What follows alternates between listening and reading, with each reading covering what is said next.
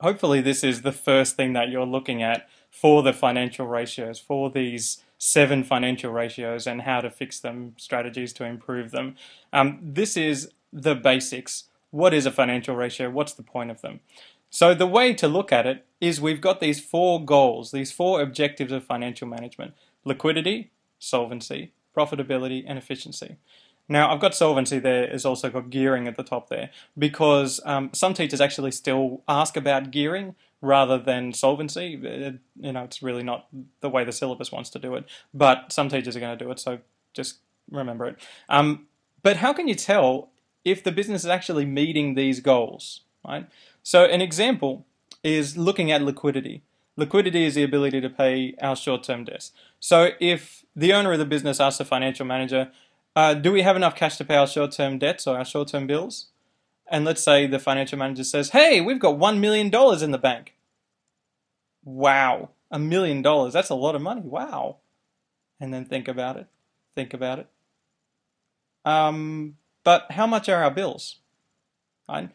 You can't just say, oh, we've got $1 million.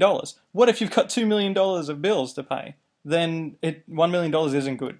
If you have $1,000 worth of bills and you have $1 million, then that is probably good, right? So you can't just know what's going on in a business by just looking at the dollar amounts. Another example is profitability. If you get asked, all right, are we a profitable business? And you say, oh, we made a $50 million profit this year. Wow.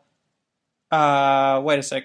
We're Qantas. Shouldn't we have made a bit more than that? Right? A bit more than 50 million. Didn't we make 500 million 2 years ago? That is something that the business the business owners really want to know. So this problem is why we use financial ratios. Now, you shouldn't be scared by the word financial ratios. What they should do is call them financial percentages, because then people know percentages. You know percent, right? Well, you don't know ratio. You don't use ratios in your everyday life, right? You use percentages. You can work things out by percentages. You could even use fractions. But they choose to say financial ratios, despite the fact that only one of them actually turns up as being a ratio and six of them don't. We still, not we, I wouldn't do it if I was in charge, but they still insist that you call them financial ratios. So the better way of saying it, instead of saying as a ratio, say how much was our net profit as a percentage of our sales. Now that makes much more sense than saying, as a ratio, what was our net profit compared to our sales? Because most people don't know ratios or have anything to do with ratios. They use percentages. So that's a nicer way of looking at it. The ratios that we use are categorized into this nice little table. The color green there signifies that a better one is, a higher one is probably better, right? So the current ratio equals current assets over current liabilities. So when you have a balance sheet question, you could be asked the liquidity ratio or the current ratio, and you just find where current assets are, you find where current liabilities are, and you divide one by the other, right? That is used to measure whether you have enough current assets, like cash, to pay for your current liabilities, like, bills that need to be paid and things like that. The slightly reddish color here for the gearing or the solvency objective, the debt to equity ratio, tells us that it's probably better to have a lower one of these, right? So you divide your total liabilities by your total equity.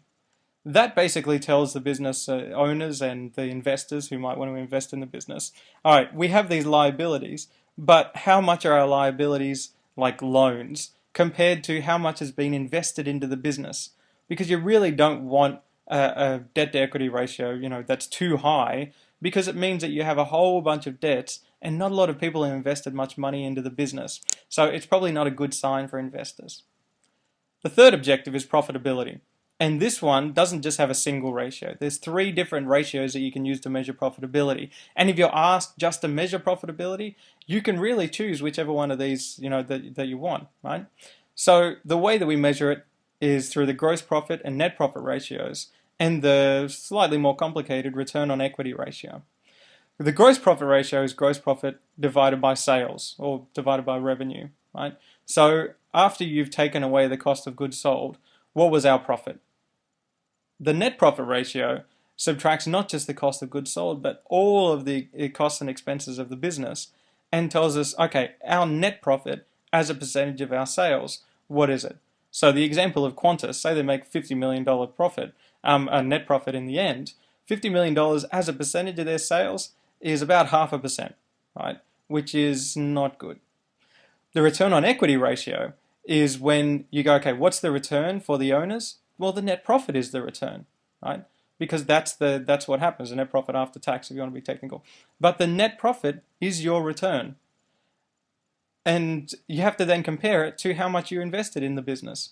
So you compare it to the total equity, the total amount that the business has been given, by shareholders, by investors, and you see, all right, are those investors actually making a lot of money from this business, or is it not worth investing in?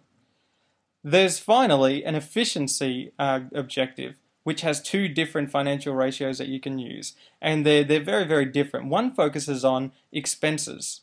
So the total expenses divided by sales, like the sales revenue, will give you the expenses ratio. You might even be asked, and we look at this when we look in more detail at the expenses ratio, you might even be asked, about administrative expenses or selling expenses, and you can use those specifically divided by whatever the sales were. So all right, we have a problem because our administrative expenses have been going up as a percentage of our sales for the past 5 years. What can we do about it? The other way of looking at efficiency is how quickly you're getting money from your credit sales, right? So you sell something, or say you're a plumber and you do a job for someone, then you want that money, maybe not straight away, but you want it within 7 days, or within 14 days, or within 30 days. So the accounts receivable turnover ratio looks at the accounts receivable, so money that the business is owed, and compares that to the total credit sales, and then divided by 365. Why divided by 365? Well, it turns it into a day figure. So you might come up with an answer of 30. And you go, well, 30 what? 30%? No. 30 to 1? No. It's 30 days. And we're going to look at that in more detail when we look at the accounts receivable turnover ratio. It's a very misunderstood, but in the end, if you really get it, pretty straightforward way of measuring efficiency. Are we collecting our accounts receivable?